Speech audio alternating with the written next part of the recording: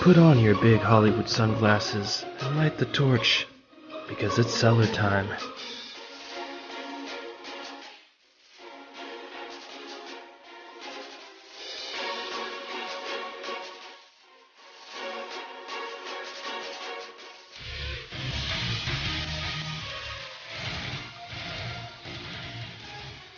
Welcome to the Crack Cellar, as the prophecy was foretold. I'm Two-Spirit Penguin Daniel. And I'm Broadcaster Nickels. And today we will be talking about many things that are special to one and all, for it is the inaugural 10th episode of the Crack Cellar. Broadcaster Nickels, did you think we would ever reach this mountaintop? I have seen the prophecy. It has been foretold.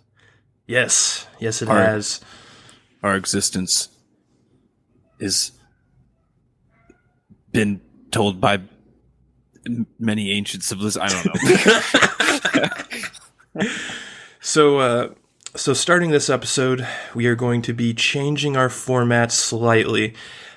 We will not open with our preview anymore, and we will kind of have a cold open where we just shoot the shit for a little while before we lead into our preview. So this will be the first time with us doing that.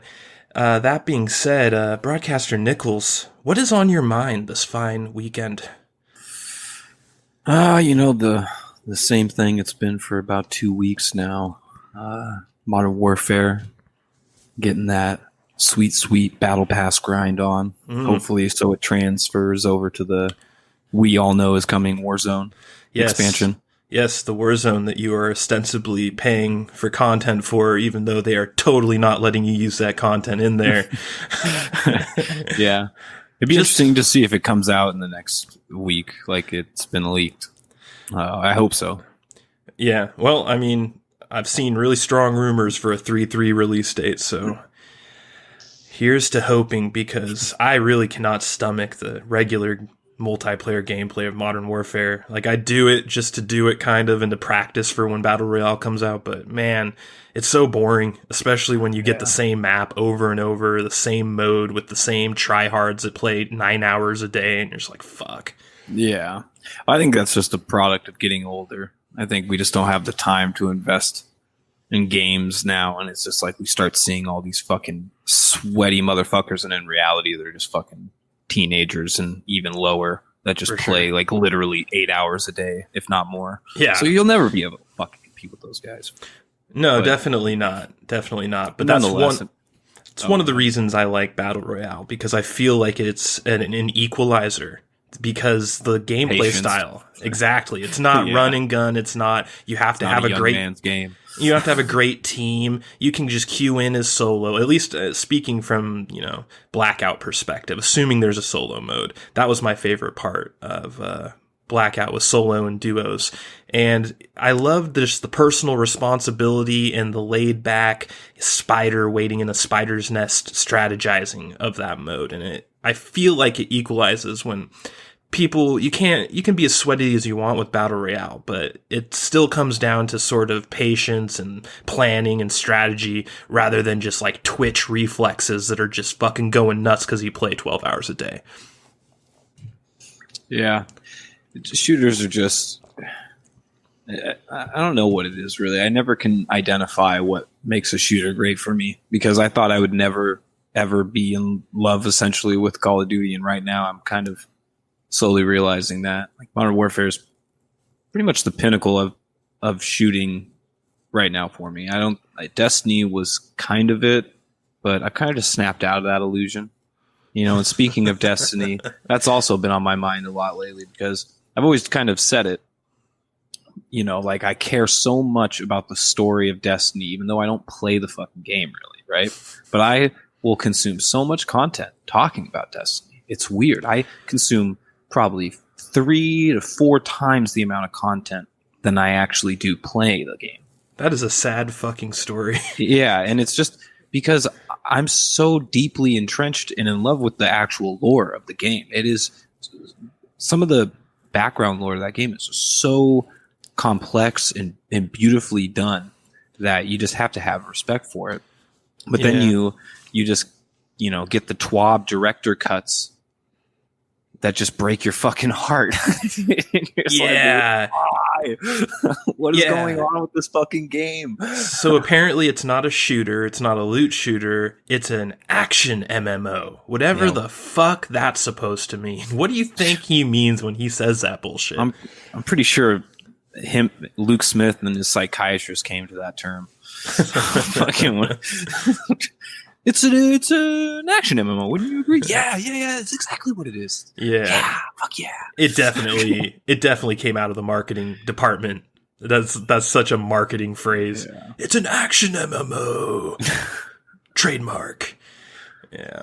Yeah, but I mean, I guess back to the reference to it is that Destiny had just such compelling gameplay as far as, or I should say gunplay, more importantly, that it just was my FPS. But now Call of Duty is slowly becoming that. And I think it's almost because of the Battle Pass. I saw the Battle Pass and I was like, that's fucking grimy. $10 to actually get new weapons. That's pay to play, essentially. But then I realized that they actually just weren't new weapons. They're just what they call weapon skins. And they're just pretty much tailored attachment sets on guns. And you can already get all these attachments and stuff like that and make your own loadouts and customizations. These are just pretty much presets that the game is built for you. And they usually fucking rock. And I've gotten a couple of them. And it just entices me to actually do the Battle Pass. It's $10, but they do the Fortnite thing where if you buy into it once and you play the game enough, they actually give you enough in-game currency through the Battle Pass to buy the next season for free if you want. So now that I've invested $10 into the game, if I play enough, I can just keep on doing their new seasons or new season passes for free. It sounds like if they do indeed section off this Battle Pass and have a different Battle Pass for Battle Royale, you are not going to be a happy camper. Yeah, exactly. And that's why I was talking to you about it off air earlier. I'm really hoping that they learn their lesson from Black Ops 4 with this like segregation of the two modes as far as cosmetics go. Now, I totally understand if they want to just black out, no pun intended, certain weapons out of the Battle Royale modes. But I just want to be able to put the little keychains, the stickers, the camos, and maybe even the bullet tracers, which I want to talk about later too, inside that mode. Because if they fucking just make you have two concurrent passes going, certain things can't be, they won't let you have your favorite pink camo or whatever the fuck it is in the game. That's just bullshit. Your favorite pink camo. That phrase should never be uttered again. But it's just, actually, I got this pink waifu gun. And it has like this anime chick on the fucking riser rail. It's fucking hilarious. It shoots pink bullets. But nonetheless, I guess, that's what's been on my mind. Yeah, definitely Modern Warfare it's interesting the way they've timed this Battle Royale release, because I was really just starting to totally lose interest in Modern Warfare. Like, I was getting to the point where I wasn't opening it anymore. The only time I was ever playing it was if you were on playing it. It was just slowly starting to slip into the void. And then all of a sudden it gets leaked that Battle Royale's coming out like very soon. And it sort of just reinvigorated my interest for the game. And I'm really hoping that this engine can handle Battle Royale, because like you said, this is the pinnacle of military shooter. The technology-wise, there is nothing better. There's no better hit detection, no better engine. It's all perfect, essentially, other than the FMVs that apparently lock your computer into oblivion, even if you're running dual Titans. It is pretty crazy, the toll it takes on your computer just to run the game. It doesn't seem like it should be that much, but... No, and it makes you worry because Battle Royale, apparently Modern Warfare's version of Battle Royale is going to have 200 people, which is double Blackout's number. Now, that to me raises exclamation points like I'm an anime character. There's exclamation points above my head when I read that line, because I thought they were going to reduce the number of players because of how heavy this engine is, but they're doubling it. Yeah. I think they're going to have a combination of Blackout's approach and their own new kind. Essentially, just when the game mode first hits, it's going to be on very, very low settings. There is going to be no option, even if your shit's set on high. When you are in Warzone, you're going down to whatever the fuck they set. And I'm sure they're going to do that initially to see what the game can handle, essentially. Because it's a pipe dream to think that game is going to run on the highest settings possible with 200 people in a map the size of Blackout's map, if it's not bigger.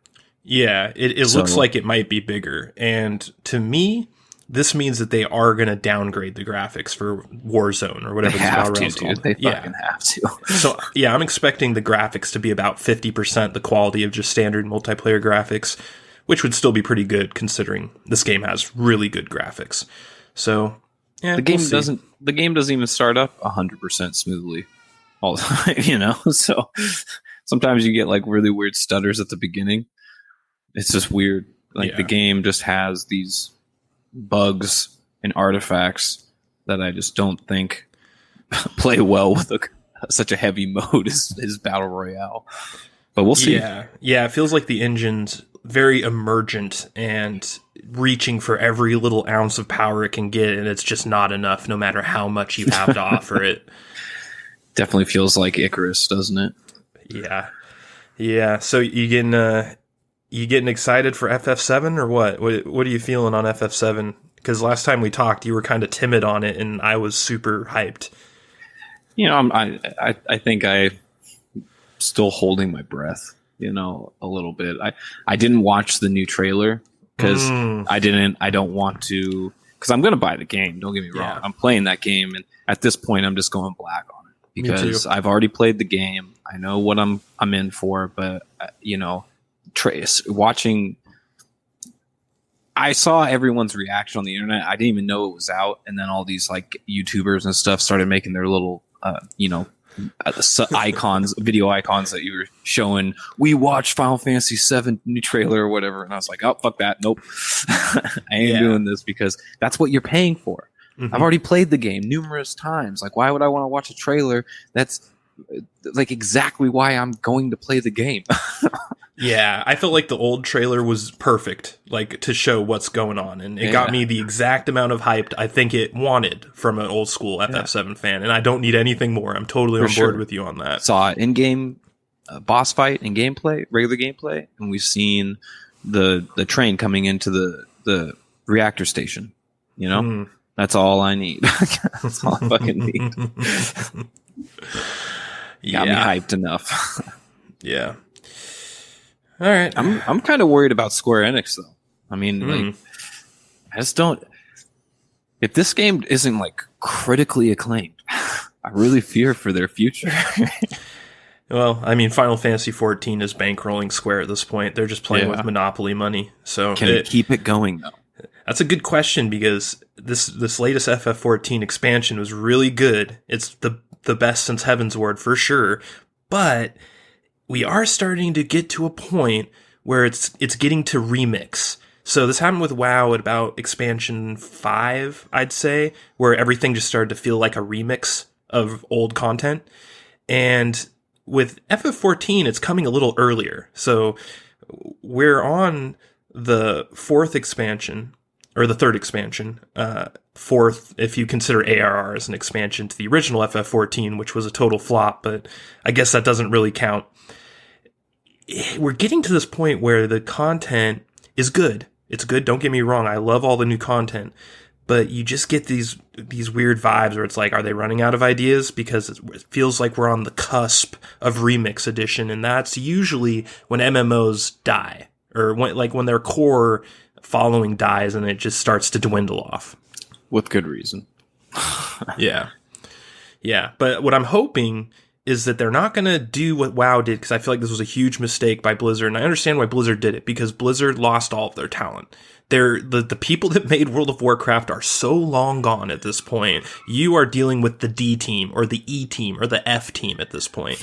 And I understand why they're not making a sequel to WoW, because it's going to be hot garbage. They don't have the talent. However, that's a different story with FF14. The entire original team who made ARR is still there, led by Yoshi P, the director, and I'm hoping that we're going to get an actual FF14 sequel rather than an expansion, and they're going to stop the expansions. Maybe one expansion from now, 2 tops, and they don't overmilk it.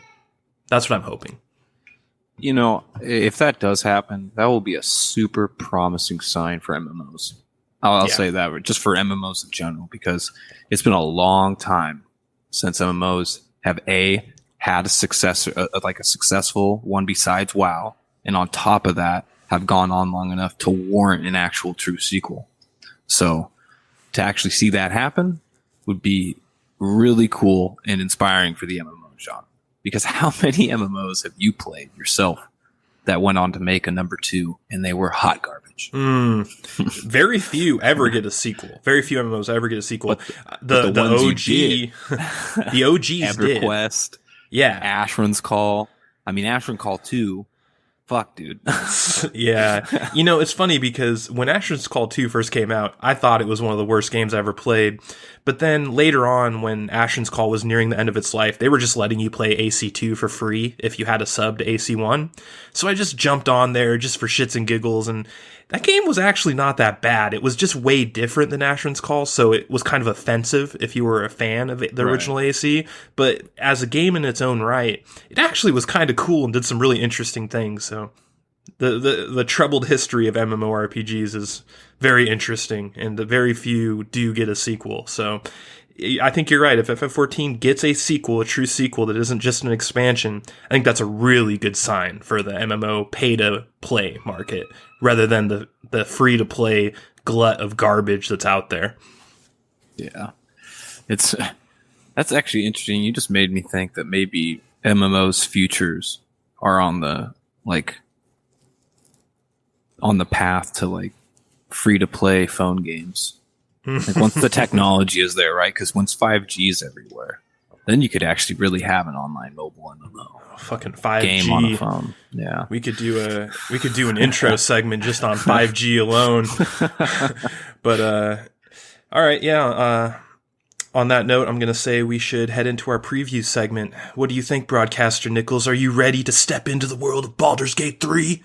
Make it so.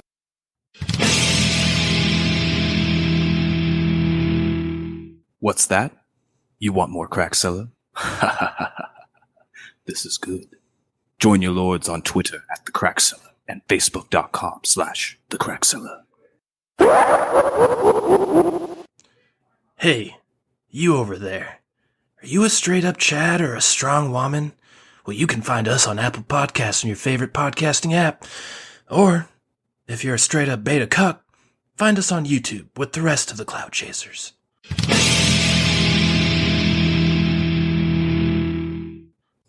And we're back with our preview of Larian Studio's Baldur's Gate 3. Broadcaster Nickels, are you a fan of Baldur's Gate? Have you ever even played a Baldur's Gate before? No. I've seen others play it. I have a friend that's pretty obsessed with it. I know it's based on D&D. And I know Baldur is a Cthulhu-looking motherfucker. That's about it. Yeah, so I was never a fan of Baldur's Gate. I've never played a Baldur's Gate before. When I was younger, when this game first came out, I always thought Baldur's Gate was like a poor man's Diablo. At least like the circles I ran with always kind of looked down on Baldur's Gate as like a copycat of Diablo. And after seeing the trailer for Baldur's Gate 3, I'm not sure if that is even close to the case, unless this is a totally new gameplay dynamic, but I doubt that. Well, I know it's a drastic change from number 2. It is? Okay. Yeah. So maybe the original Baldur's Gate was a Diablo clone, and I was right then, but... I'm pretty sure Baldur's Gate 2 was more action-based. But it wasn't turn. It definitely wasn't turn-based. Yeah, the turn-based stuff was really surprising. When I was looking at the gameplay trailer, that was the first thing that stood out to me. It's like a weird combination of like real-time strategy and tactical RPG. Very odd mix. Yeah, I don't know how I always feel about games like this, because it's just really relying on your want to have the game turn out a million different ways or whatever. And the actual gameplay itself isn't, I'm not going to say rich, because it definitely is, but it's just not that fun. It's kind of like what Diablo 3 boiled down to, where it's just like click, click, click, click, click, click, click, click, click. Yeah. I'm just not down for that type of stuff. It feels very sandboxy I didn't watch the entire 1 hour gameplay trailer, but I went through it quite a bit and I saw some stuff, and it really felt generic. I don't know if that's the right word. I mean, I guess D&D is so old and ingrained and copied so many times now that just D&D itself probably feels generic. So that's probably a part of it. But it really, like, the environments looked really plain. The enemies looked really plain. The spells looked really plain. Everything just looked really plain. Yeah, like when he summons the floating hand in the gameplay trailer as like a little assistant. I was like, that's it? Yeah, and like there's like a crowd apparently watching it too, and they like all cheered for it. I'm like, I must be missing something here, because that did not look. It's D&D fans. They're just like, because they are invested in the universe, and they're like, oh, crazy! Yeah. I know exactly what that spell is. Whatever. I know it takes a certain bloodline, or you only can do it if you're in this race, or roll the 10 and fucking dexterity. I don't fucking know. Yeah. So one thing I do know about Baldur's Gate is that it was the original hit of BioWare. It's what put BioWare on the map, and like the great games BioWare made later, like KOTOR, took some things from Baldur's Gate. And one of those things is the dialogue options. And I noticed that is in place. They made it a point to show in the gameplay trailer that, yes, your dialogue options are here. What do you think that the story of this game is really going to boil down to? Because the sandboxy vibe, the generic nature of it, I just can't imagine like a really riveting, thrilling storyline here, despite the fact the cinematic trailer was gold. I think it's just going to be like any other D&D campaign. It's going to use existing assets from the universe and just make kind of like a one-off story. I mean, I haven't played the other Baldur's Gates, so this might be just a continuation of something, or maybe Baldur's just this reoccurring entity that always shows back up. I'm not sure, but yeah. Yeah, it's interesting because BioWare isn't making this game. So the game that put BioWare on the map is apparently not good enough to warrant their time, and they have offloaded it to Larian Studios, which is a European video game developer. BioWare made Baldur's Gate? Yeah. Original Baldur's Gate was a BioWare game. It's what put them on the map. It was like their first hit. Wow. Yeah. And I find it very interesting that they couldn't muster up the strength to do their own Baldur's Gate 3, and they had to offload it. Do you think that's a good sign or a bad sign? Because BioWare does not have a recent track record of greatness. BioWare's in trouble. Yeah. EA has pretty much just squandered that studio. So, I mean, they were the ones that did Anthem and also Andromeda. And so, I mean, they're probably in the middle of restructuring and trying to figure out what can bring them back up above water, So I totally understand why we're seeing Baldur's Gate in another studio's hands. Probably a smart move by EA, to be honest. Did EA publish this, or is it changed? I think it's still EA, but I can't really answer that one. Just know that BioWare is no longer involved, which I found very odd. Well, fuck them anyways. Yeah. If Larian Studio can pull it out, then why not? Hopefully they can keep the IP then. Any IP that's rescued from the hands of EA is a good thing. Yeah.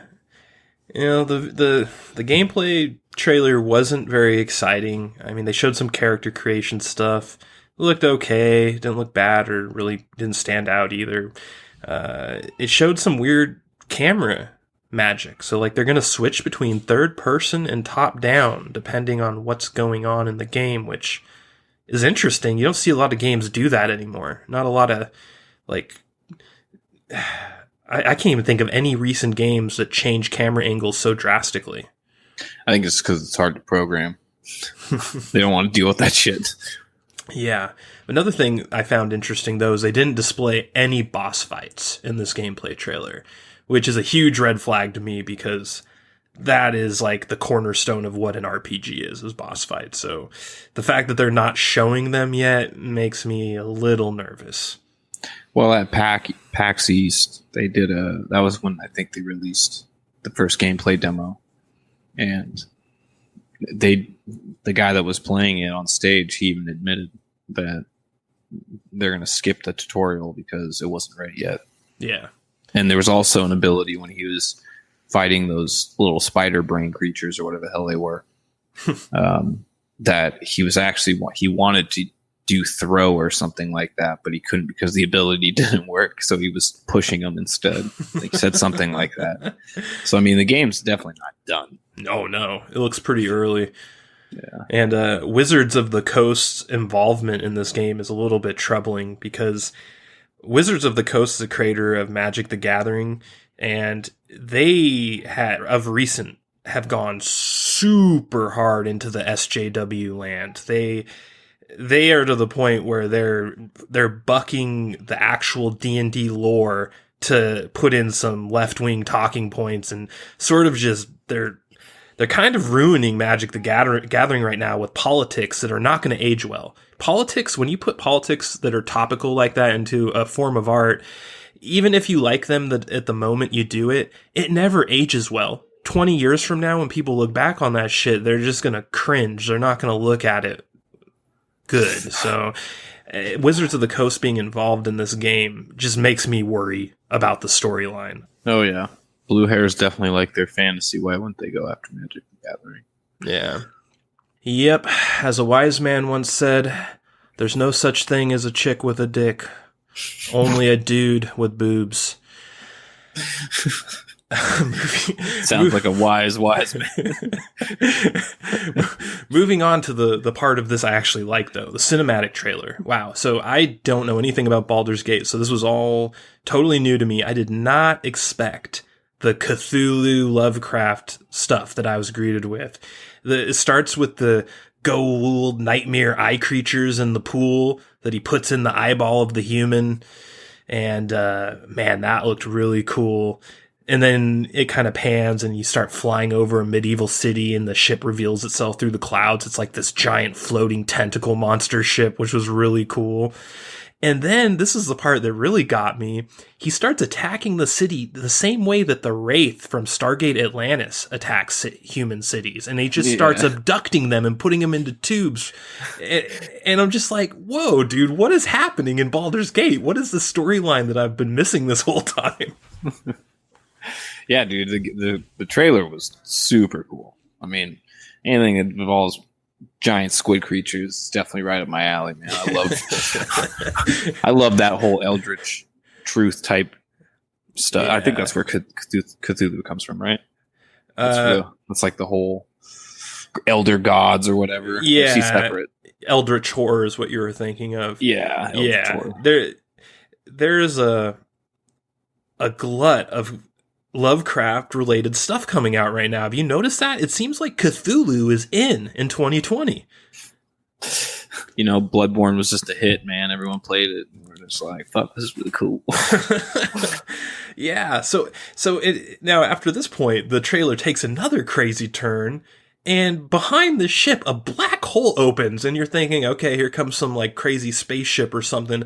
No, some fucking dragons come through the black hole. Some dragon riders, yo. Some dragon riders straight out of Warcraft 2, and you're just like, what is happening in this game? This is crazy. Well, it's based on D&D, you know, so there's all kinds of like crazy shit. There's warlocks that like can raise all kinds of shit out of the ground. There's fucking orcs that can probably just cleave a building in half. I don't know. Yeah, so I think that the dots that I'm starting to put together here is that D&D is actually based off of Lovecraft, and that this is not really a surprise to anyone that is familiar with D&D, but because I don't play D&D and I also don't play Baldur's Gate, this is shocking to me. Well, there's just tons of material to work with in D&D. I think D&D just took a little bit from H.P. Lovecraft because they're called mind flayers. That's what they call them in D&D. I don't know if that was ever in H.P. Lovecraft or anything like that. I don't think he used those words, but I haven't read all of his stuff. I've actually probably only read like a third of it. I don't recall ever hearing Mind Flayer in anything I read, but I do know that World of Warcraft uses Mind Flayer, and so does Final Fantasy XIV. They both have Mind Flayer enemies in them, so I always just assumed that they were going straight to D&D, and that it was just something similar to Lovecraft, but not actually related. But based off of what we're finding here, I'm starting to think that this whole thing goes deeper, and that they were copying D&D, but D&D was copying Lovecraft. Well, you know how it goes. Nothing's original. Yeah. And then, okay, so after the dragons, this trailer is really cool. So we get to this next part where it pans back to the Mind Flayer, and he just like warps this strand of flesh into existence. And then he vibrates it like a fucking violin string, and the whole ship like blinks out of existence and transports either to other side of the planet or a different planet. Dude, that was fucking cool. Yeah, that was the coolest part. And it was kind of confusing at the same time, though, because I didn't know if they were going through different realms or if it was just different parts of the planet they were on. Yeah. But the Dragon Riders had the ability to chase him, at least the first jump. So I don't know if it was a mixture of both. You know, like the first jump was just on the planet still, and then the second jump was actually to a different like realm or dimension. Yeah, but the Dragon Riders definitely knew what it was, right? Oh yeah, like they knew exactly how to act when it came to this thing. Yeah, very interesting trailer. I was totally shocked by it. I was expecting some tropey, standard medieval bullshit when I started watching this trailer, and I was greeted with some shit I did not expect.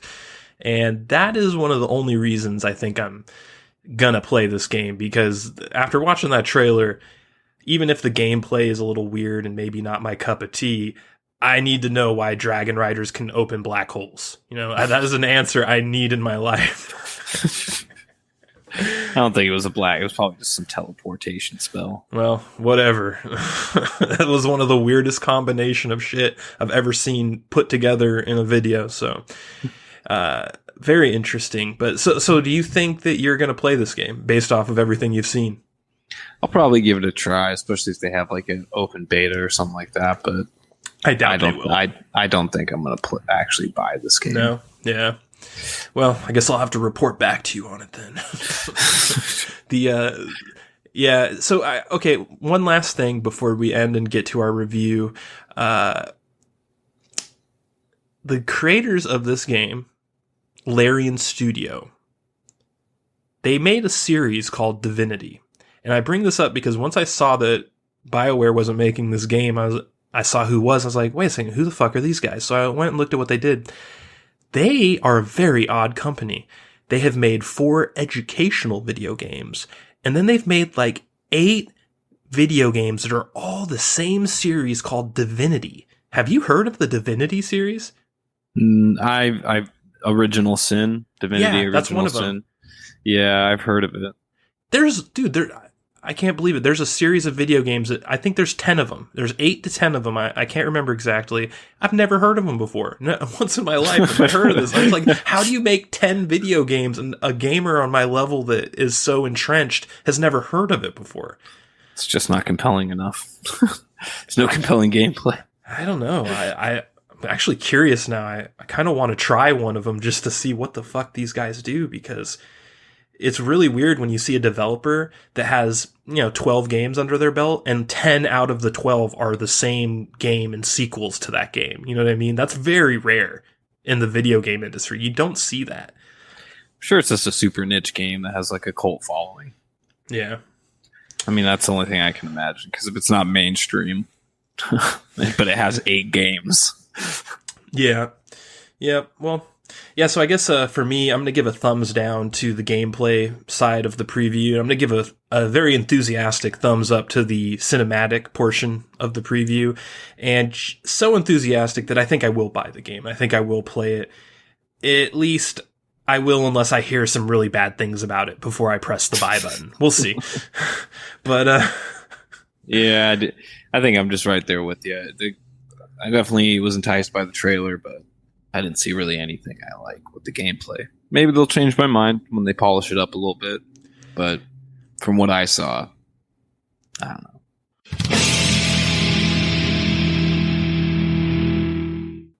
And we're back with our review of James S.A. Corey's The Expanse, Season 4.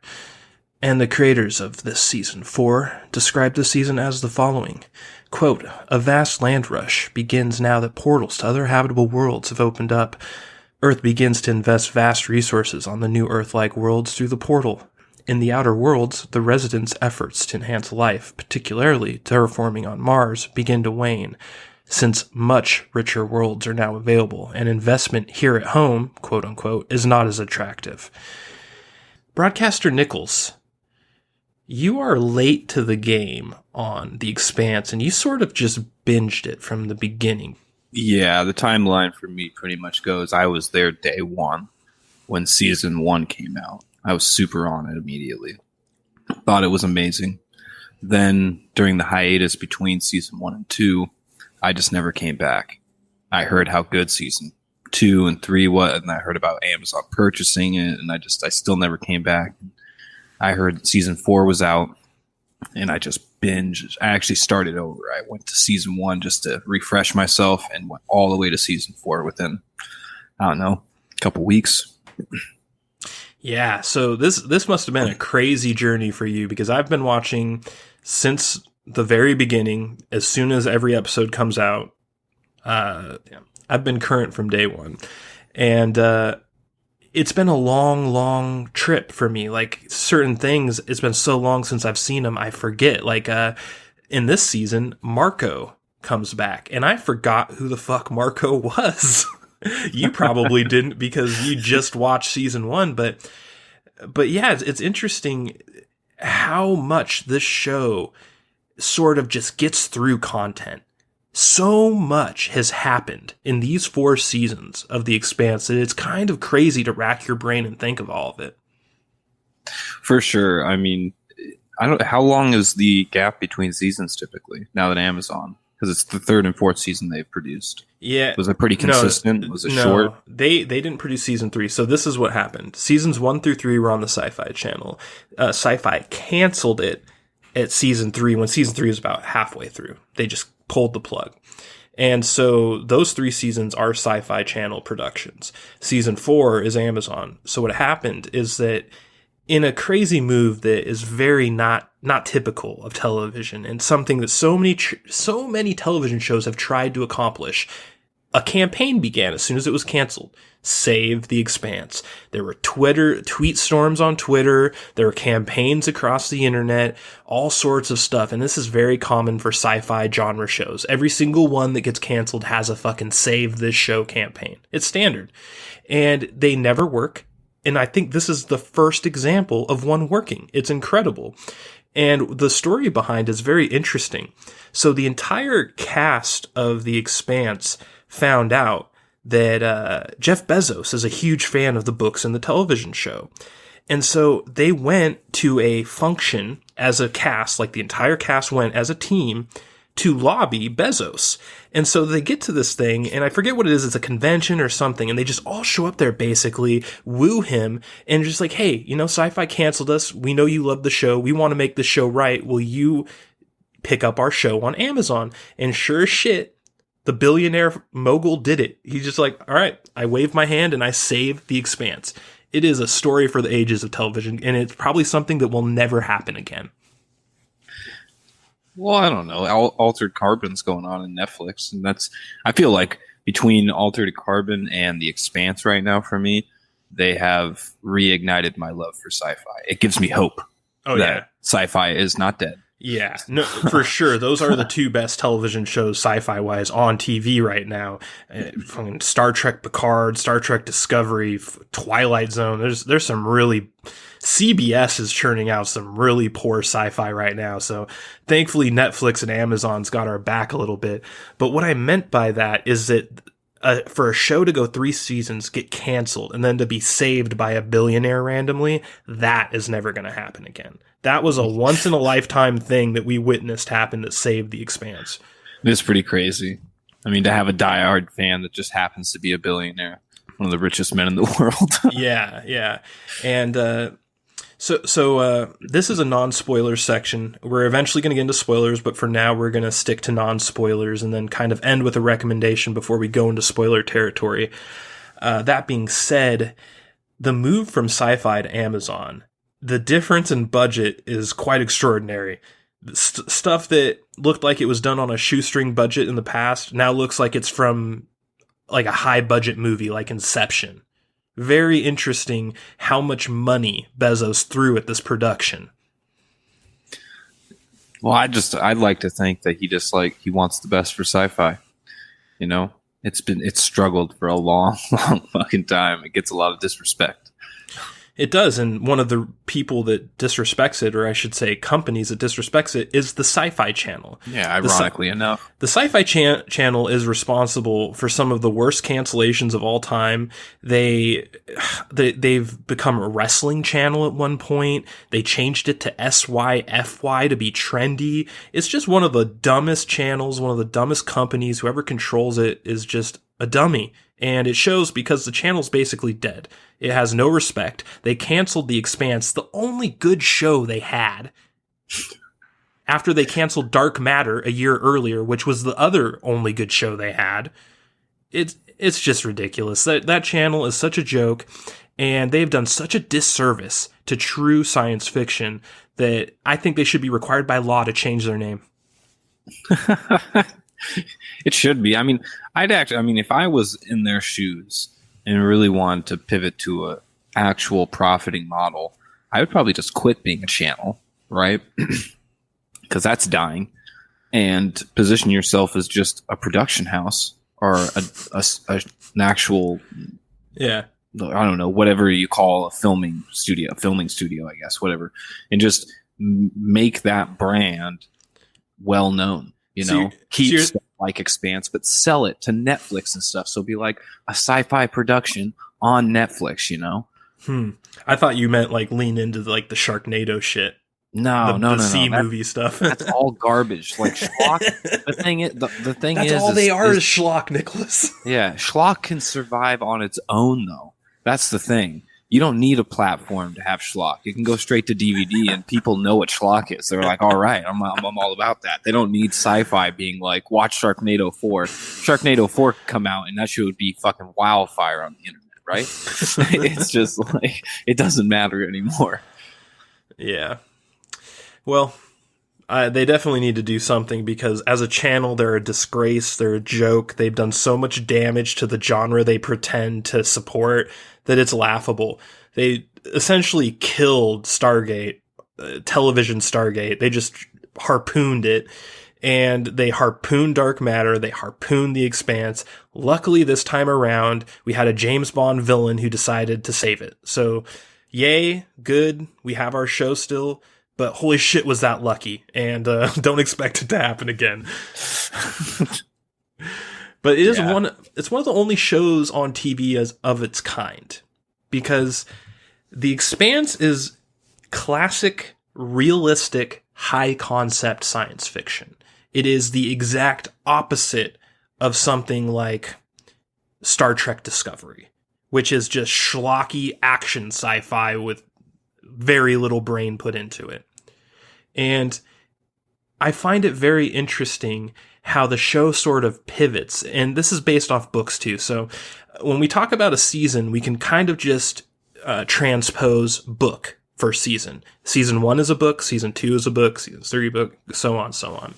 So each book or season feels very different.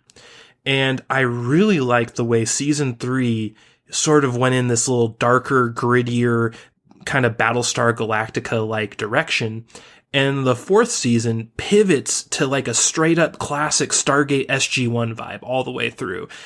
And I almost feel like it's an homage. Like, I wonder if James S.A. Corey is a fan of those two shows, because I feel a spirit inside of them that just makes me feel that there's something of them in this show. For sure. I mean, I don't know. There's a couple things that happen in those seasons that are just so crazy. And as you would put it, high concept, that I just don't know how it's not going to be one of the best sci-fis of all time. Yeah. One of the cool things about the show is that each season ends with a very crazy moment.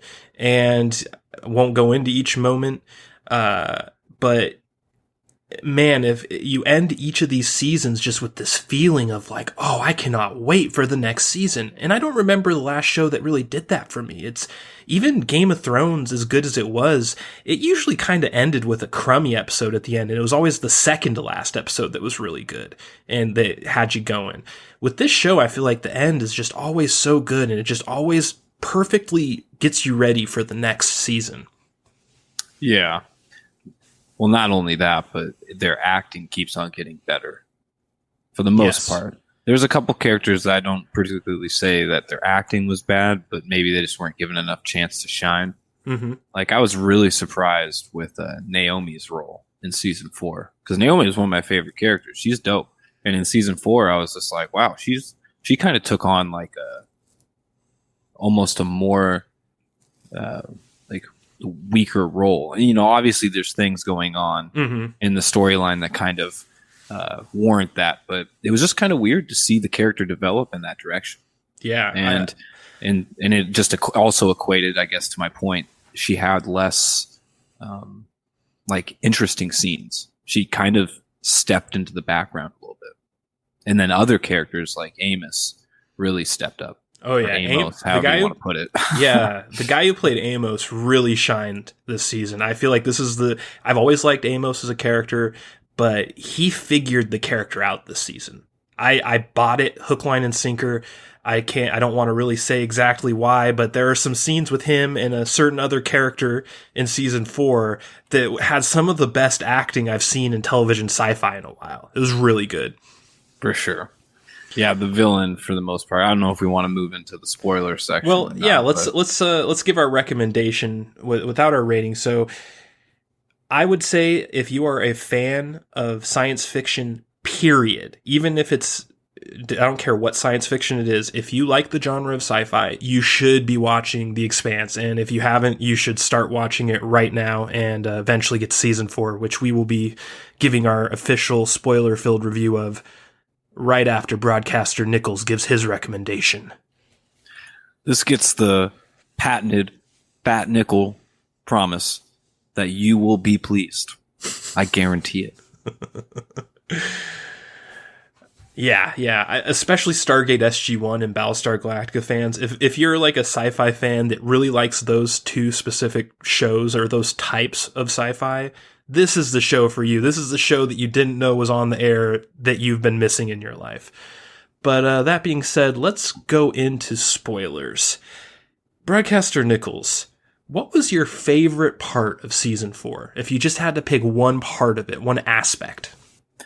I mean, between Amos's character plot, or storyline, and the new villain, Mercury, and I don't know how you say his first name. I think it's Adolphus or Adolphus. I'm not pretty sure what the fuck it is, but it's Nazi adjacent. That's all we know.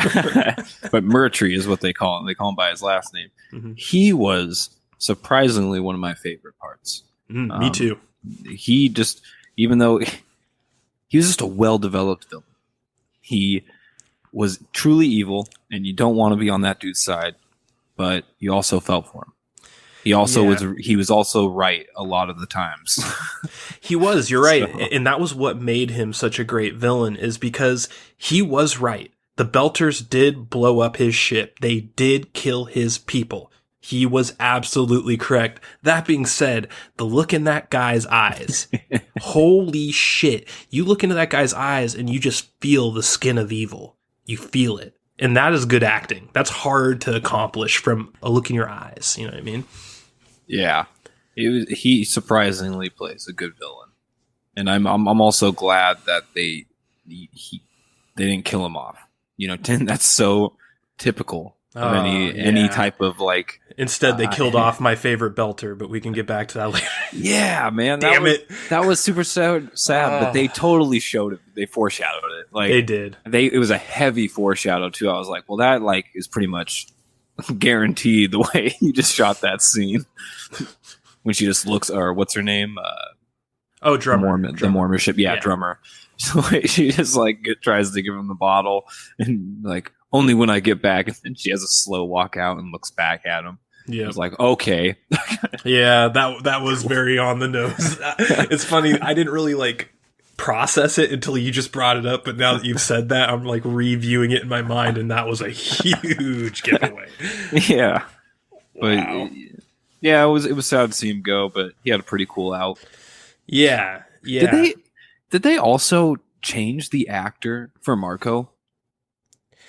I swear when they introduced him, interesting. He looked different. I might be tripping because it was between 2 seasons, but it's like, this is exactly what I was talking about by like how different our viewing experience is, because I've just done it slowly since the beginning and you just barreled through this shit recently. I had no idea. I had no thought that it was a different actor, but you could be absolutely correct. I'm not sure. He looks a lot like him, but my brain was just telling me it was somebody different. Like the internal alarm bells, like it was like imposter. Like that's not the same guy, but they did a really good job making him look like him. Interesting. Yeah. I'd have to go back and look though. Yeah.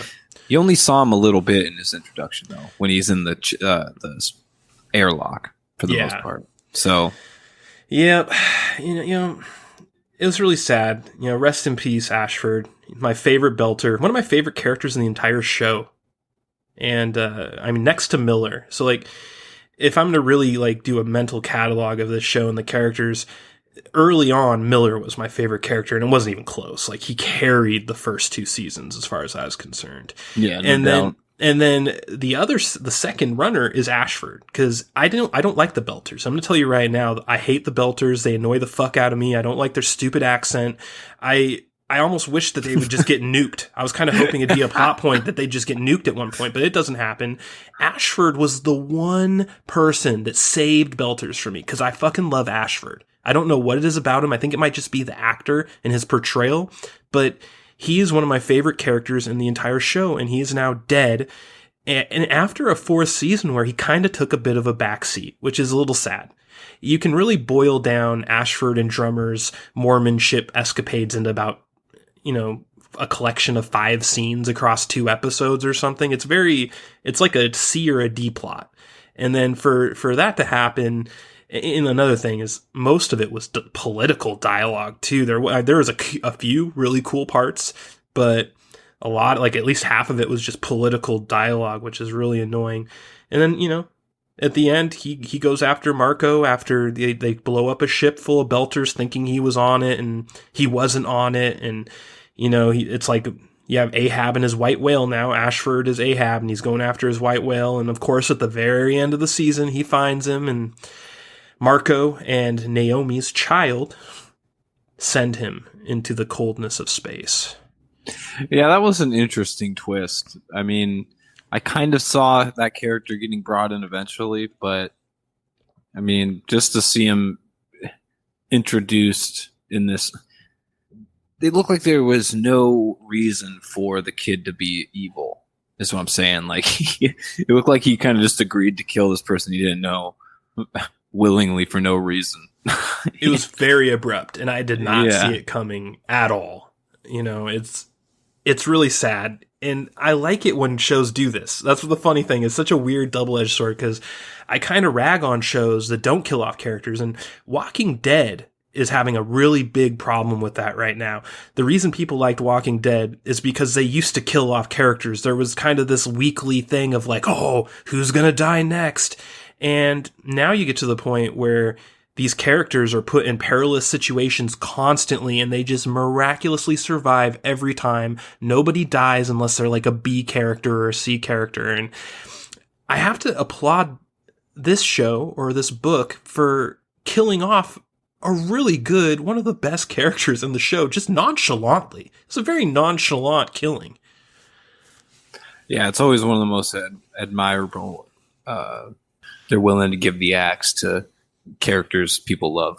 Yeah, of course. That's why Game of Thrones was so good. Yeah, it's why FF7's so good too. Yeah. Let's not forget Sephiroth falling from the ceiling with his katana out. That's like one of the most iconic moments in video game history. Yeah. Well, Final Fantasy was always good at that shit. I think that's kind of what Final Fantasy's secret sauce was for their first handful of video games, essentially. Yep. They knew all about that plot twist. Yep. But so what did you think about the Belter storyline? Because there's Belters in multiple places here. So what did you think about the Mormon Belter storyline overall? How did you feel? Because I was really disappointed with it. I thought it started out strong. Like, I'm a fan of Anderson Dawes and Fred Johnson's characters, but other than that, the other Belters are just pretty weak, especially now that Ashford's gone. Yeah. The story, the concept's cool, though. I mean, the idea that they pretty much got funded by a bunch of Mormons to build this ship so they could go on their pilgrimage across space to a new planet no one knows exists. Yeah. And then they're just like, nah. We're not gonna do that. Just jack the ship, botch the job, and then go tow it back out of space and fucking turn it into their capital ship, I guess. Yeah. I found it really interesting that their meta role in the season 4 was that they were like the gatekeeper of the rings. So like they were just chilling around the rings, basically acting as a guard. Yeah, I think I haven't read the books, but I assume that was like what they want. You know, like that was like a promise for peace or whatever their end of the prize was for all the gates opening. That, you know, because they're the most dispositioned race in the series. Belters have pretty much just always been shit on. So there's a lot of them that are just willing to fucking run and get the fuck out of town and try and go to a new alien planet through a fucking giant portal, whereas people from Mars and more importantly Earth are less they're more reluctant, I guess, to say. Yeah. But they even in season 4 they started to point out that, you know, Mars is starting to change. So their view on Mars is also going out the window. Yeah, and that was one of the bigger... earlier in the non-spoiler section, we talked about the budget and how visible the budget increase was. And there's no better example than Mars. They show Mars in rich, detailed CG of like the actual domes and like the structures of Mars that you never saw in any previous seasons. They cheaped out at sci-fi on Mars in like the first 3 seasons. Anytime you saw Mars, it was a really crappy kind of splash screen that had no detail and it was very brief. They had like movie quality slow crawls across the surface of Mars in this television show that were effing beautiful. Yeah, I didn't really pick up on that, but now you say it, it's very true. Mars had a lot more scenes in season 4. Yeah, and so if I wonder why, you know, Bezos, you know, doesn't have any reason to bring up Mars at all. All right. The door of the Crack Cellar is now truly opening. Why did Bezos save this show, I wonder?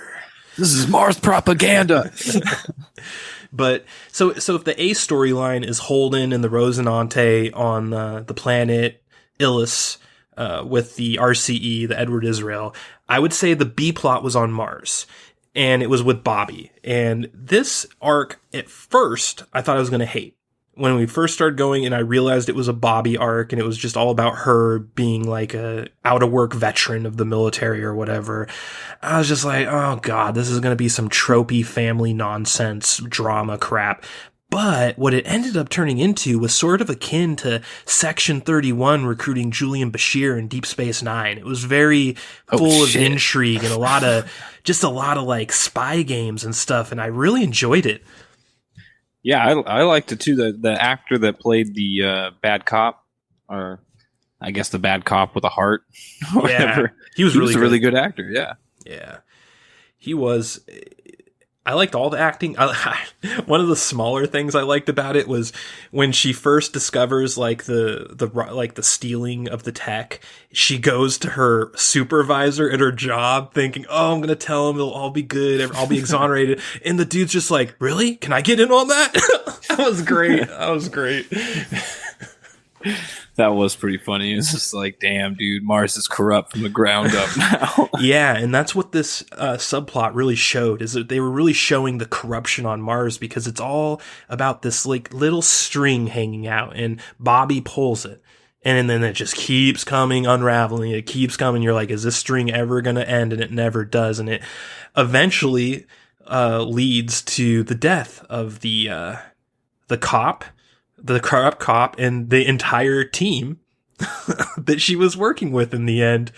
And it was such a great scene. That whole thing, they took you from this cop just being kind of a douchebag to you truly sympathizing with him as he died. And I thought that was great writing. Yeah. I mean, there's the storyline overall in Expanse, I don't think has ever really missed any like hits with the characters. Every time a character dies or has like a big scene, I've always liked it. I don't think there's a lot of characters in the show in general that are, I don't know, lackluster.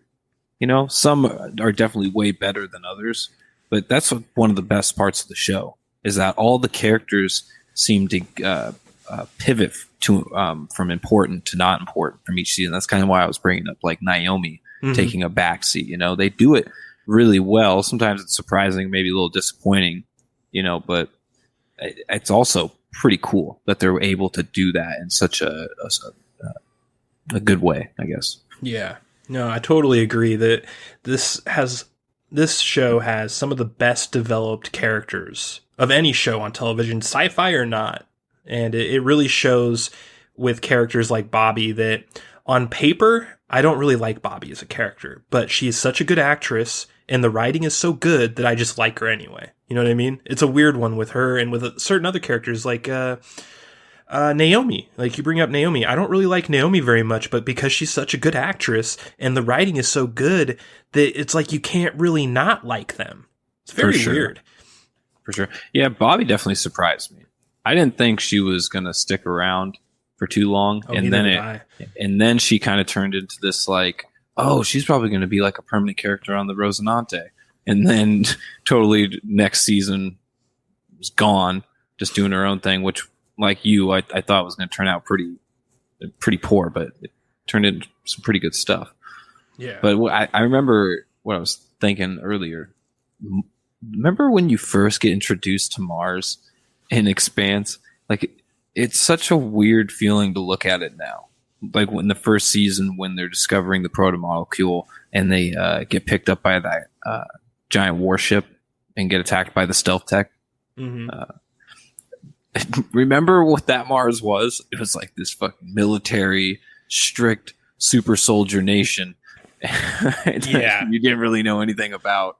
And then the next time you get any, like, you know, big screen time with Mars is with Bobby and her little black market dealings. Yeah, that's kind of what I meant earlier when I was bringing up the budget increase. I think that a big part of the reason why we thought that about Mars is because of the budget constraints. I think that Mars was just not fleshed out because they didn't have the money to do it. So they kept it super brief. They did as little as possible. And so we were only really exposed to the spaceship stuff of Mars because you can do spaceships real cheap. You cannot do fully featured CG dome cities on Mars cheap.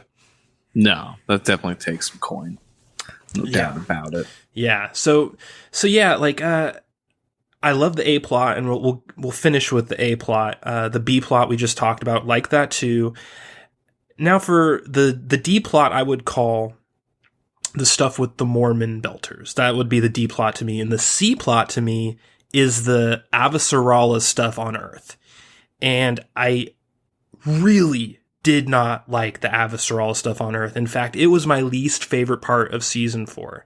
So essentially, this entire thing on Earth is total politics. It's like a simulated presidential election with all of the cringy talking points that they're pulling from today and putting in this sci-fi show hundreds of years in the future, just as you would expect. And it's really bad. And the only thing that saves it from not being a total shit show is the actress that plays Avasarala is so fucking good. Again, we have another character that's such a good character, written so well with such a great actress that it overshadows how bad the overall storyline therein is. Yeah, I'm not sure how it went in the book, but I get the feeling that whole chapter was a lot better. It was probably a lot more well read than watched in the series. My guess is it was so boring. Yeah, my guess is it was really brief, like a 1-page thing, and they turned it into a 10-page thing. You know what I mean? That's my guess, because it felt so. The only part of the entire Earth thing that actually felt like it was a part of the book was the part where they were doing the debate, and then there was like a terrorist attack warning, and they like rushed her out. That part felt real, like it was really connected to the overall story, but everything else was so bad.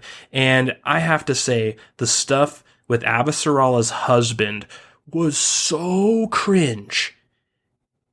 Every interaction with them was her being like, listen, dude, I'm a politician. I got to say this stuff. And him being like, we can be better than that. We can be good global citizens. I don't know you anymore. Just like shit like that. And you're just like, wait a second. So Avasarala clearly has the balls in this relationship.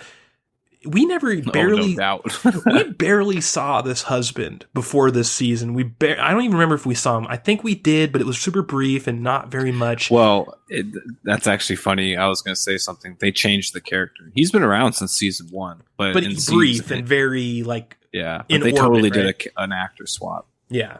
Well, dude, it was bad. The dialogue was so bad.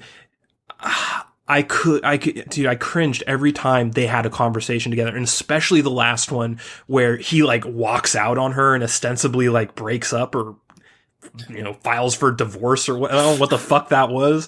But I just wanted to reach into my television and strangle that motherfucker. Yeah, he's just a bitch. That's all it is. Yeah, he was a bitch, and he's also least important character. I put him on. He's probably at the very bottom. Oh god, for sure. For sure. And then like the actual meat of this storyline on Earth is supposed to be Avasarala versus her Asian protege that turns on her and runs for her office. And it was all just really typical political theater crap. None of it was interesting. I didn't like the actress that played the Asian protege. I thought she was super wooden and felt like a Sci-Fi Channel actor. She definitely was. Yeah. But yeah, I guess not much else to say about that C plot. It was really boring. It was almost completely pointless. If it wasn't in the show, no one would fucking miss it, other than just Avasarala in general. You'd miss her because she's such a great actress and character. But I thought the other dude from the first 3 seasons was pretty good too. What was his name? Aaron or something? Oh, yeah. Yeah. I think that's really what the Earth plot was missing. You're right. The dynamic between Avasarala and that Aaron guy. I'm pretty sure that's his name. You're right, because that interchange between those two carried the political crap in the earlier seasons that I also didn't like very much, but it was way better than this crap in season 4, where I was just like, cut this shit, send it to the cutting room floor. But I guess that's all my negative about the season. So everything I've said, my only real negative is I thought that the Mormon Belters kind of got shortchanged, and I felt like the Earth shit just all sucked. Didn't like the Earth stuff. What about you? What's your biggest gripe with season 4? Well, I was going to bring up Avasarala because I thought they were really bringing her into. I thought she was going to stay out in space, like in the first, or not the first season, but the 3rd season, I think, when she was being betrayed on Jewel Pierre Mao's ship where they were going to rendezvous, and she got betrayed, and her CIA agent like died, or didn't die yet, but got picked up by that Mars ship in the end. You know that whole play. Yeah. I thought that was super cool for her character. And then she got picked up by the Rosinante and recovered, and she was on it for a while.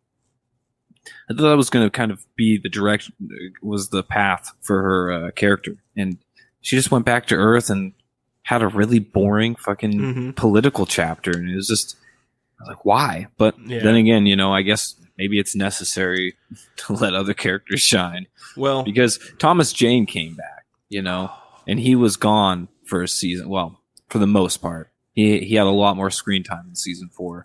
So he's like the highest billed actor in that whole series. So yeah. Well, I think the only part of the show he's actually truly gone for is the second half of season 2. He's not in it at all, period. But then in season 3, they start sprinkling him back in where he's leading Holden to the thing that ends up opening the gates. And then in season 4, again, it's funny, too, because I thought in season 3, one of the most interesting things about it was the Miller-Holden relationship. And then in season 4, once again, I feel the same way. Their interchange between each other has gotten so good over time to the point where they're like Mario and Luigi. It's pretty funny. I also thought it was hilarious how people didn't take his schizophrenia more serious. I was like, man, people in the future are really sympathetic and understanding of people that talk to themselves, they're, especially in the middle of like a crisis and shit. This bitch is just like, what's going on with this guy? And he's like, oh, he talks to this guy. His name's Miller.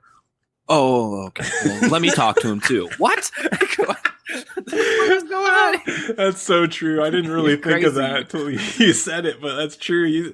He's just talking to himself like a crazy person half of the last 2 seasons, and everyone's just like, well, boys will be boys.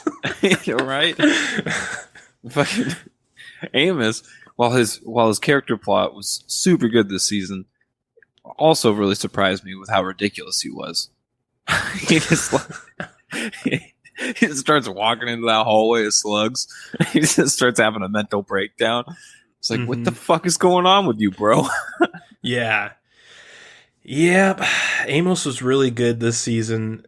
I think all the actors just stepped up. I think they all felt the money of Bezos behind them like winds in their sails. And they just stepped up the acting because every actor in this show was either better or as good as they've been in the past. And I'm going to say 90% were better. Oh, no doubt. Alex is also getting a lot more screen time. Yeah. He's like gets involved. He was kind of just like the bitch for the first couple seasons, I think that he had a lot of screen time in season 3.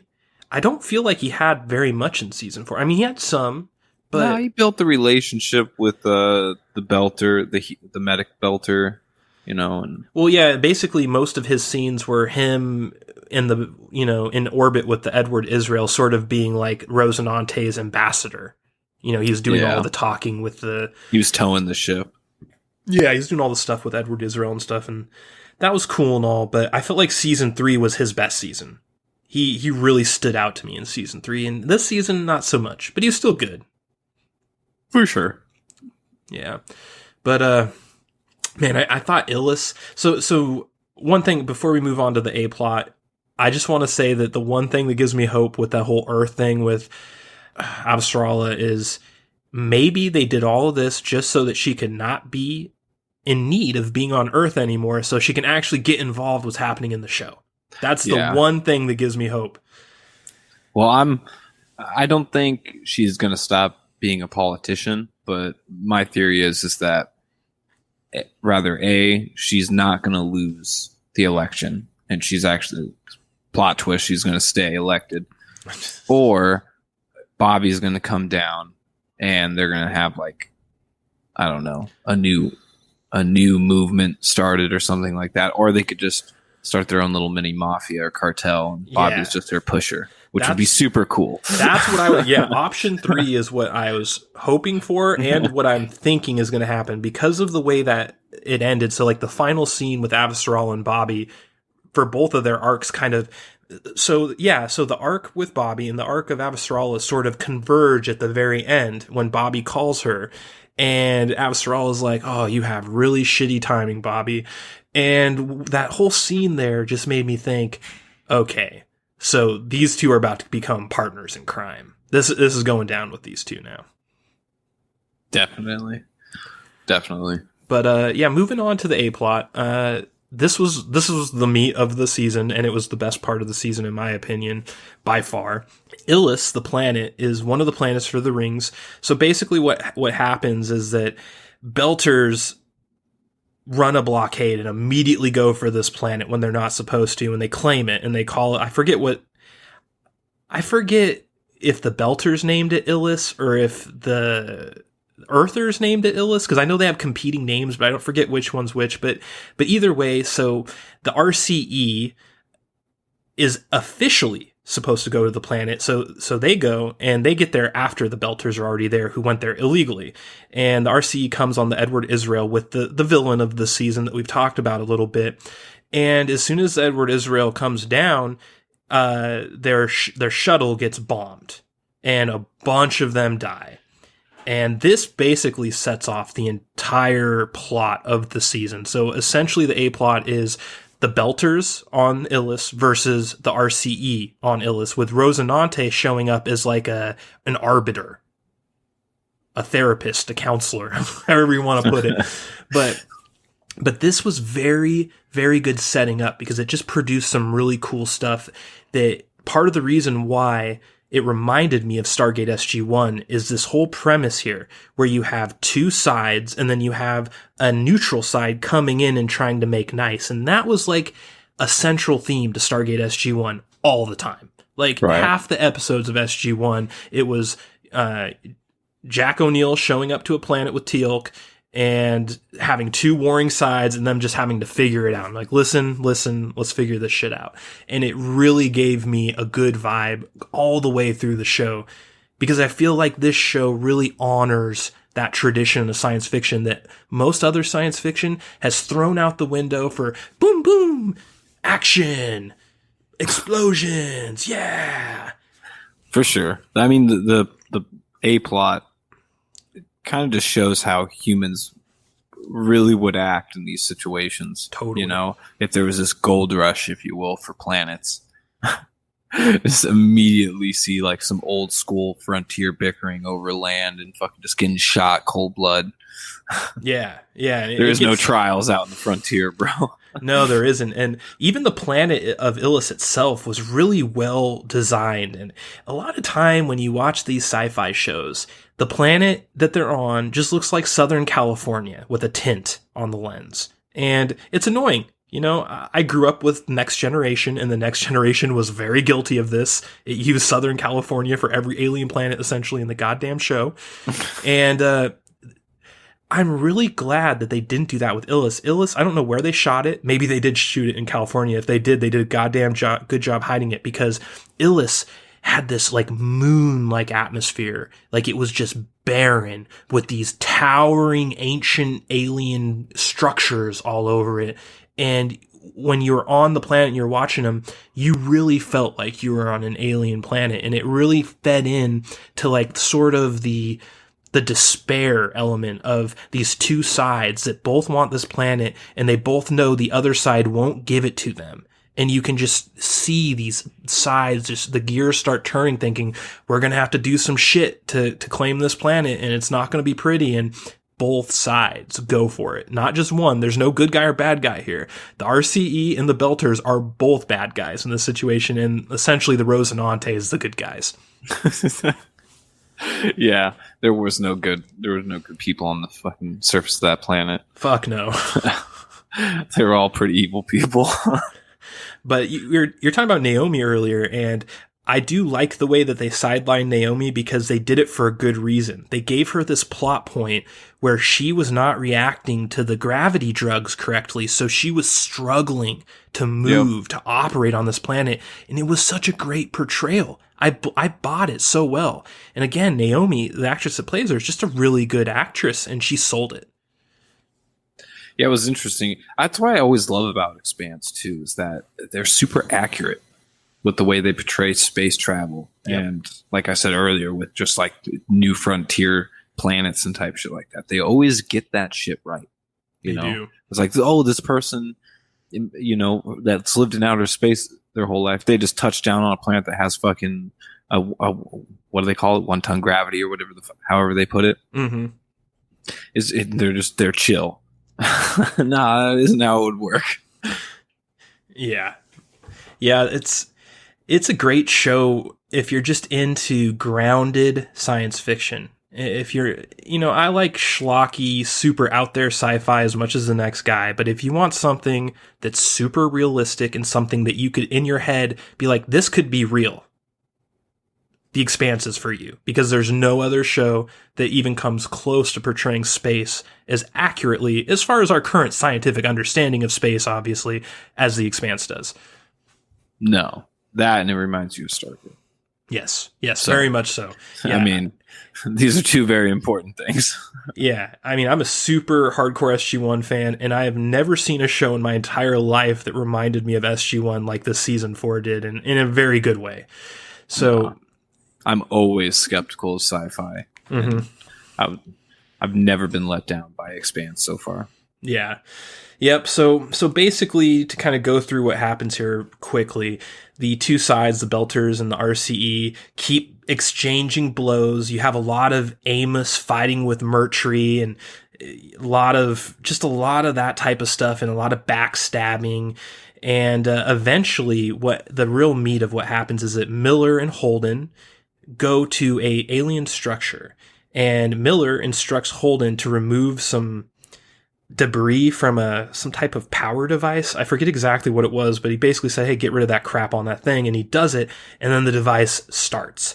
And this is when this is another moment where you see the budget in action. You see some crazy sci-fi effects with this building activating, and then these crazy line-based artificial thunderstorms circling the planet.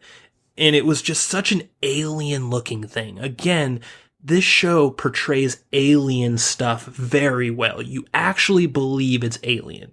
Where a lot of sci-fis, you're like, that's a Casio fucking keyboard with some fucking sparkles on it, okay? That's not alien. Not here. This is sure. The ancient technology of these aliens on this planet actually remind me a lot of Prometheus. Yeah, like a liquid that just corrupts and breaks down and repurposes the material. Mm-hmm. For sure.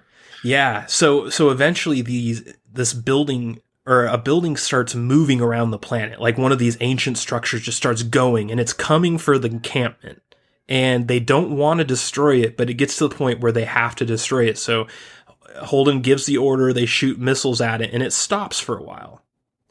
But what ends up happening is it activates planetary defenses. And again, so much good writing in this.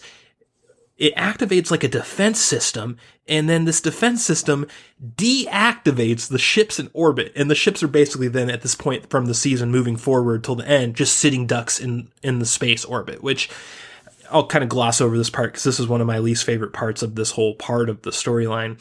There's a little bit of ship intrigue, them working together. At one point, they use their like laser guns to like push them back up into orbit because they don't actually have engines that operate. There's some stuff that happens up there, but the really cool part is what happens after, where the two sides, and this, again, another very SG-1-like writing choice, the two sides that have been at each other's throats the entire time are forced to go and hide inside this ancient alien structure because the planet is literally flooding from this defense system activating. So both sides go down, and then we have just sci-fi gold. These two sides locked in this cave. They hate each other. They want to kill each other. And then all of a sudden, they realize that there are I don't even really know what to call these things. They're like little green amoeba slugs. Eye monsters. No, I'm not even talking about the slugs yet. I'm talking about the things that make people go blind. Like it's like on the walls. It's like glowing stuff on the walls, and it just like attaches to your eyeballs. That's the trails from the slugs. Well, then I think the trails of the slugs disease. Are that. Yeah. It might have some connect. I think so, because they get trapped down there, and all of a sudden, this alien eye virus infects everyone, and everyone starts going blind with their worst enemy sitting next to them. So good. Such great writing. You just can't make up this shit. How good this writing is compared to other sci-fi available right now. And then you brought up the green slug creatures. Those were really cool as well. And we get to this point where everyone's blind except for Holden, and then we find out through some exposition that Holden's immune because of his therapy he was getting from when he was exposed to radiation or something. Well, no, it's the continuous cancer medication he gets from that. Okay, yeah, that's what it was. Yeah. So that was really cool, and they find that out, and they come up with a cure. And then as soon as they come up with a cure, Miller shows up back again, and this was probably the best scene with Miller in the entire season. It is Miller now, so it's not the detective, quote unquote, the amalgamation of Miller. It's actually Miller's personality emerging from the proto-molecule. Yeah, I loved his analogy too, when he's just like, "You've been fucking me." He's like, No, that's not my hat. Yep. So good. That was really good. Yeah, and so at this point, Miller's like, "Hey, I want to die. I'm sick of being a puppet of this fucking proto-molecule. I'm just ready to die, and I have an idea that'll help us both."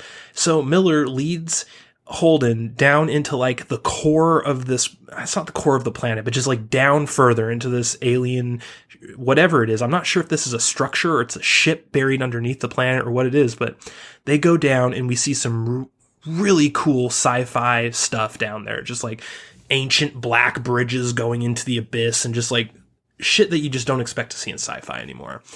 And we get to this room where essentially Miller is going to sacrifice himself by inserting himself into the defense system and just like blowing it up. I'm still not really clear on the particulars of how that worked, but it ends up being a total success, and Miller ends up going down like that. And I thought that was just a great way to end Miller.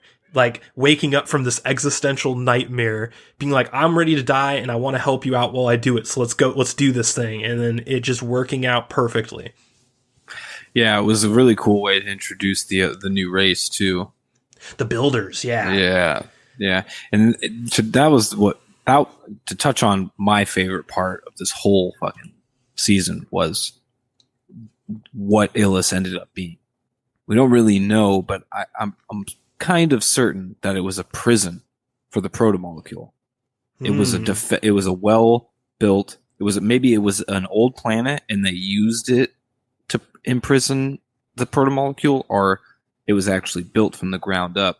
But those towers and whatever affected the ships, I think, was actually a defense system, like you said, to protect that prison so the protomolecule couldn't get out. And when after the ocean receded and all the land had got washed away, we realized that all the ground they were on was super thin. Mm-hmm. It was just covering this alien architecture that was where all the protomolecule was at. Yeah, you can't understate how cool this A plot of this season was because of the Builders storyline with the protomolecule, the reveal that there's a race that killed the Builders. So right now they're basically saying, hey, I know you're worried about this bullshit protomolecule, but the guys that killed the people that made the protomolecule are still out there and they're ready to fuck your shit up too. And that is a great way to end season 4. No doubt. And I'm sure they've now been alerted to the humans' activity now that that girl touched that orb. Mm-hmm. Yeah. I think that's going to be the linchpin to bring in the new species or the new race. Yeah. So do you think that that's going to happen in season 5? Because that was one of the last things I want to talk about before we give our official rating is where do we think season 5 is going? Because I've been fooled before. I didn't really think season 4 was going to be like what it was, but it was, and it's awesome. What do you think season 5 is going to be? I think they're probably going to do another, not huge time jump, but each season seems to do a pretty significant time leap. And I think they'll probably fast forward to them colonizing a few other planets. And, I mean, it's hard to tell. Will they sit on the Builders and use them as like the big... the final boss. Yeah, the big final boss, I guess you could say. Or are they going to develop more of like the existing stories in season 5? You know, are they going to go back to? I mean, they have Bobby and Avasarala. What's her name? Avasarala, yeah. Avasarala. They have There's nothing going on Mars now, right? There's no characters on Mars. Or no, there's what's that? The Asian botanist. He's on Ganymede. Yeah. So he could come back. Who knows? And then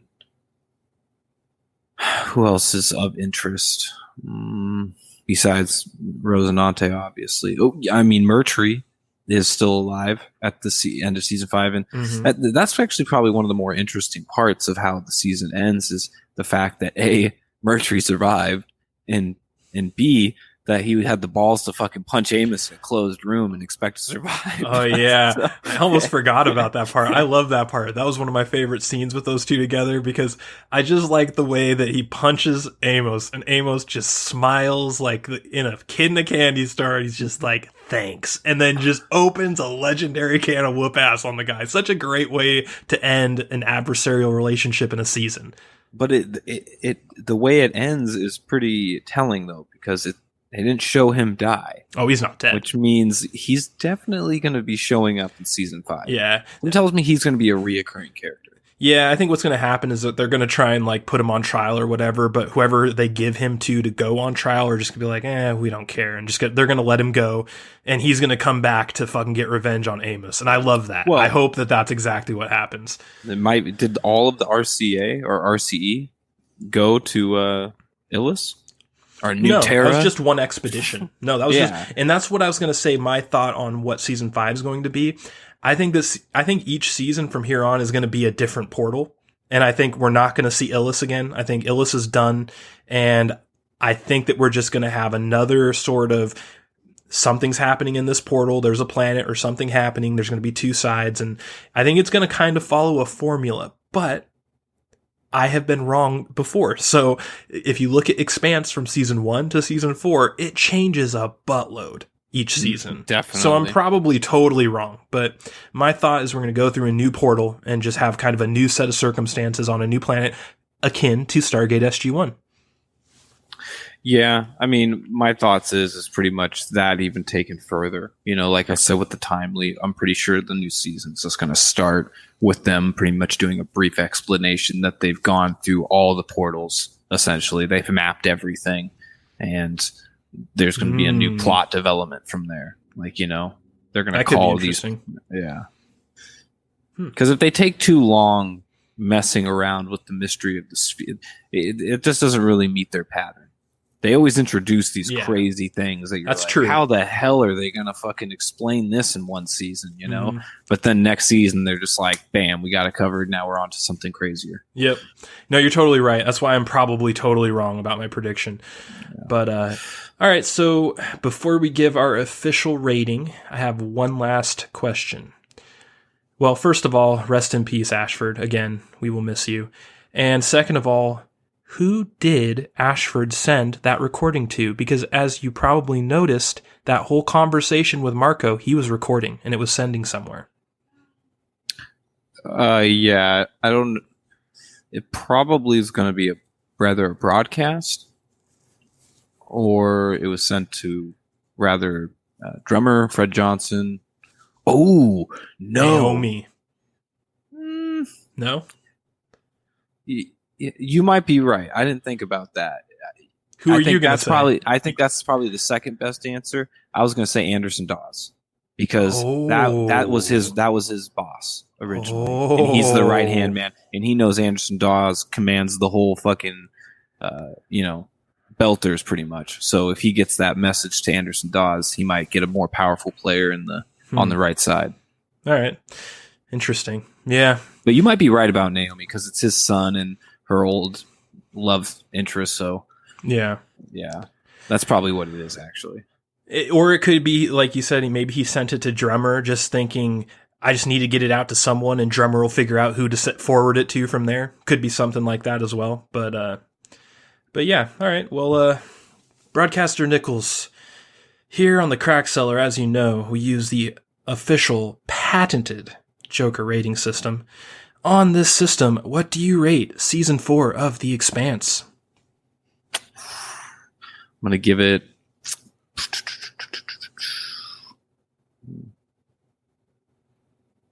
Jack Nicholson. Simple Jack.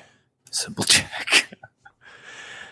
All right. Well, I will also give it a very high Jack Nicholson. I almost considered the Joaquin Phoenix. I considered giving him a Joaquin Phoenix, but I feel like there's just a little bit too much wrong on very small aspects.